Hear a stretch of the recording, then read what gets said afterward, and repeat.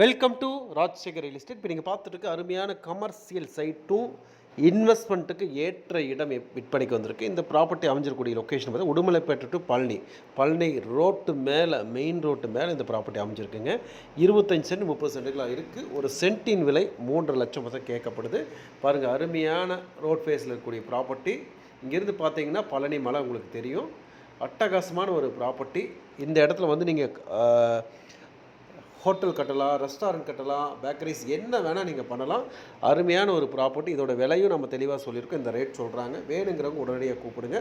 அருமையான ஒரு ப்ராப்பர்ட்டி. இந்த ப்ராப்பர்ட்டியோட விலை பன்மடங்கு உயரக்கான வாய்ப்புகள் இருக்குது.